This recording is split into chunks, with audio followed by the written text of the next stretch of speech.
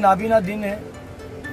इस वक्त हम लोग इसलिए आंदोलन कर रहे हैं कि हमें और हमारे महाराष्ट्र के जो मुख्यमंत्री उन्हें उनकी दिशाभूल किया गया था 6 फरवरी 2020 को माजूरों को बीएसयूपी में घर देने के नाम पर, और हमें फंसाया गया था। और 190 लोगों को घर देने का उन्होंने ठाणे महानगर पालिका ने लॉटरी वगैरह सब निकाला था, मगर आज तक उनको कोई घर वगैरह नहीं मिला है।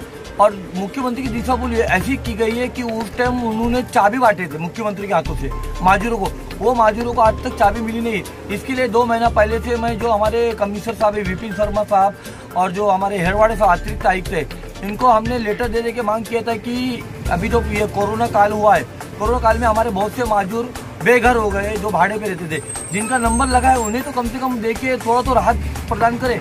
इसके लिए उन्होंने कोई सुनवाई नहीं किया। तो मैंने 10 दिन पहले अल्टीमेटम दिया था, यौमे नाबीना दिन के पहले आपने अगर नहीं दिया माजूरों को घर जिनका नाम आया है लिस्ट के अंदर, उनको नहीं दिया तो हम लोग यौमे नाबीना दिन के अंदर हम सब माजूर नाबीना बनेंगे। और हम आज नाबीना बने।